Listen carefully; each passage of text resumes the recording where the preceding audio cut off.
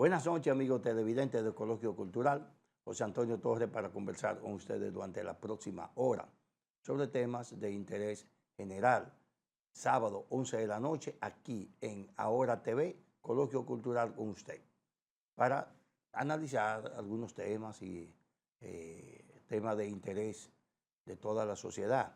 Este es el país donde más, cada semana hay ingredientes nuevos en los problemas. Parece ser que los problemas de nosotros no se superan.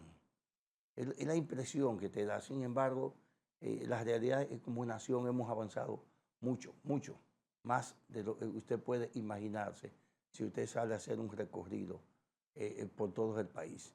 Se da cuenta que las cosas han mejorado en infraestructura, la gente es más solidaria.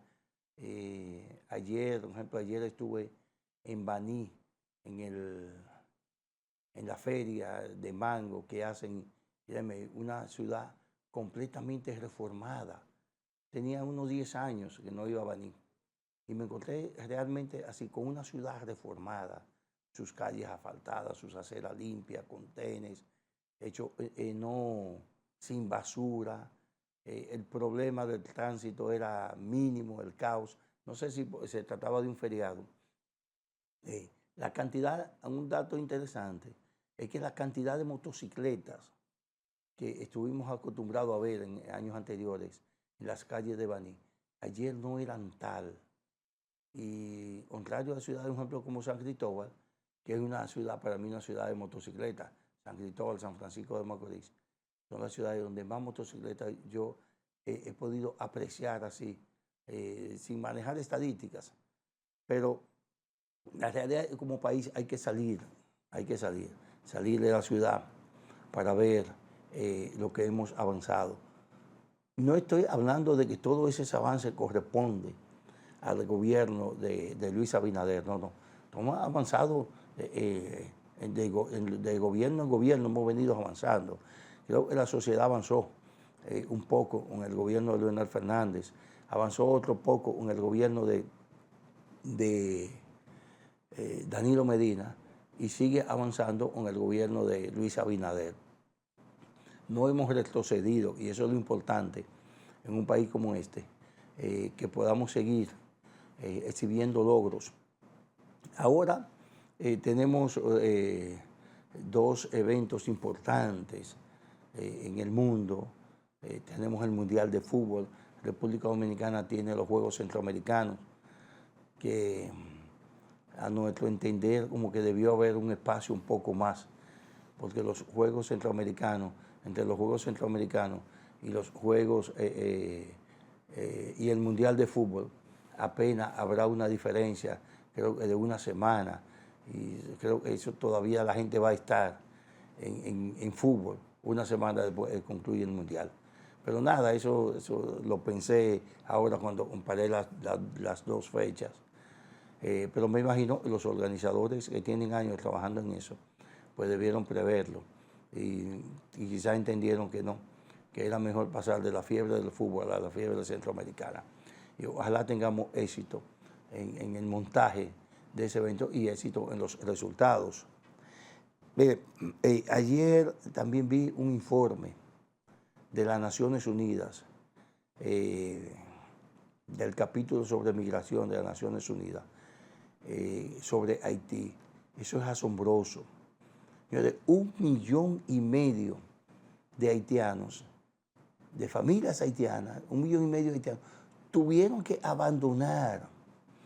que abandonar sus viviendas para convertirse en refugiados. O sea, las bandas han ido desplazando a las familias de sus hogares, de sus barrios, y hoy tenemos que 1,5 millones hay de desplazados.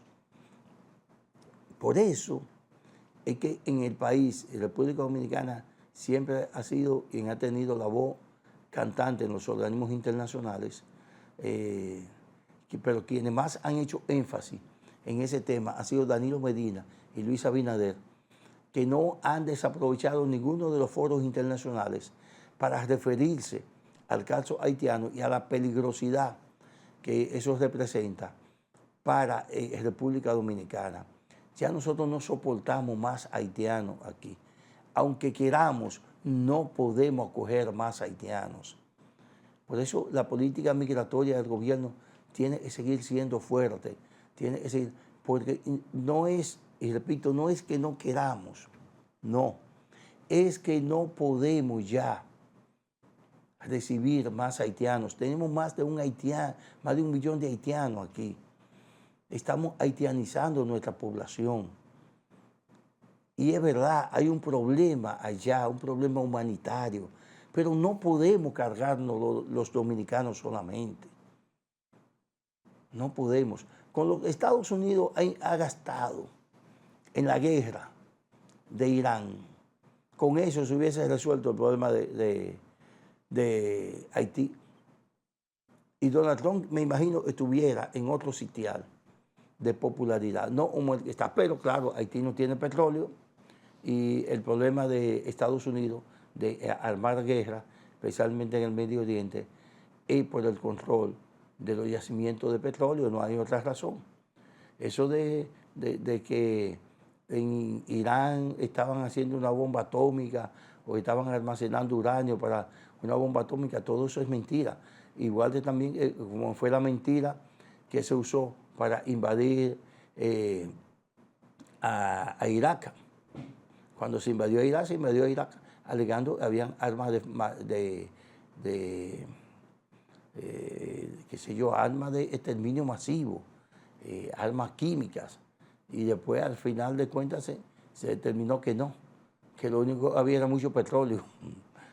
que el objetivo de Estados Unidos no existían tan armas, el objetivo era que había mucho petróleo, o que hay mucho petróleo en Irak. Y eso mismo está pasando en Irán ahora. Eso mismo está pasando en Irán.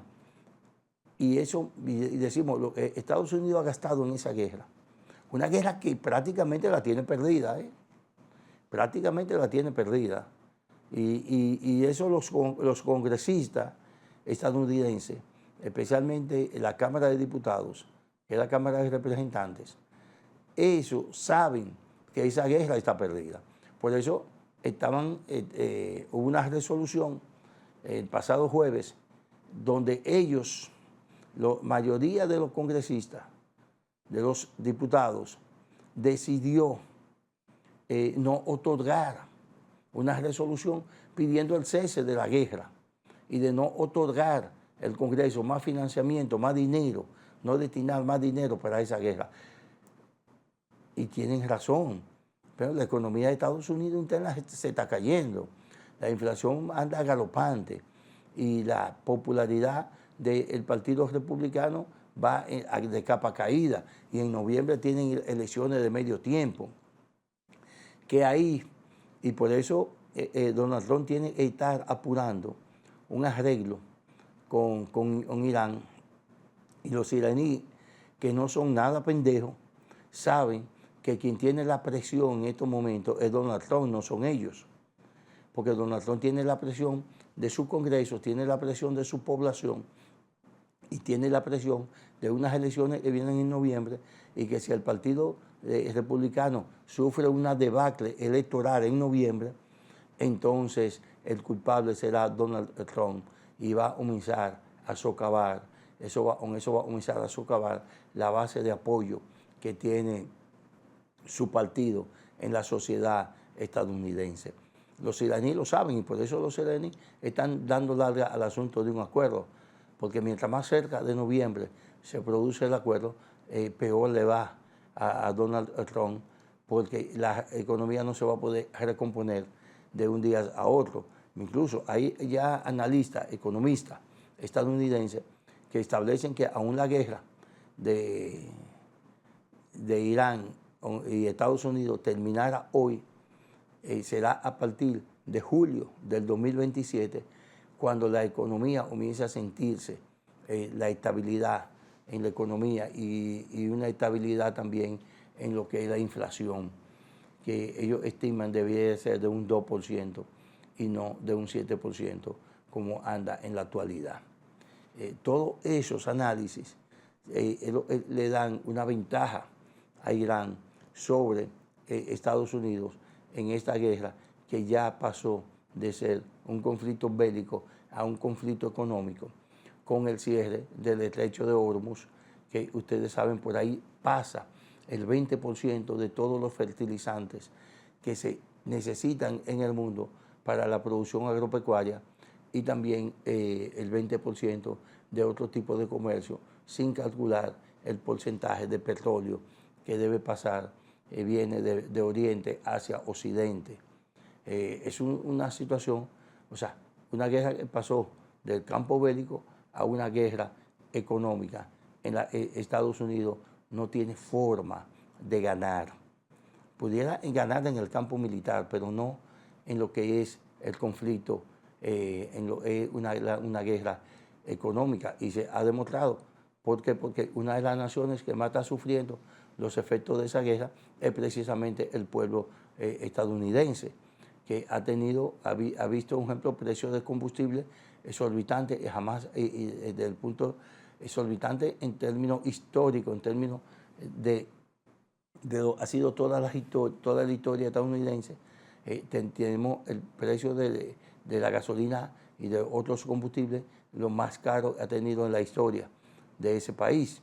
Y eso mismo está ocurriendo con alimentos básicos como el pan, como leche, que a pesar de los grandes subsidios que el gobierno ha tenido que destinar para esos sectores, todavía siguen a precios exorbitantes para la clase media estadounidense y para una clase pobre que ha ido aumentando durante la gestión del presidente Donald Trump. Todo eso se hubiese evitado en destinar una parte de ese dinero hacia la situación de Haití. Haití es un problema, va a seguir siendo un problema durante mucho tiempo, porque los haitianos no tienen cómo controlar esas bandas. Haití, señores, es un territorio de nadie. Haití se contrabandean vehículos, armas de fuego, narcotráfico, todo narcotráfico. Cuando estamos hablando, se destinan, por ejemplo, en República Dominicana se capturan miles de toneladas de droga al año. Señores, en Haití no se captura nada. Primero porque Haití no tiene armada, Haití no tiene ejército. Y encima de eso, quienes controlan los puertos haitianos es precisamente el narcotráfico. Son precisamente esas pandillas que están protegidas o que están destinadas a proteger el narcotráfico, porque ¿de qué otra forma usted cree que se pueden sostener esos grupos pandilleros en términos económicos? No es secuestrando a una gente, quitándole $100,000, 50,000 GUT, no.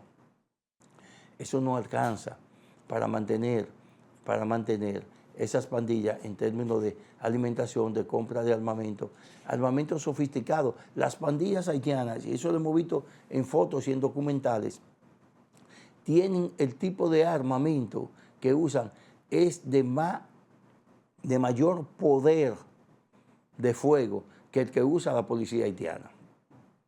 Amigos televidentes, vamos a una pausa y en breve estamos de nuevo aquí con ustedes en Coloquio Cultural y en Ahora TV, Canal 3.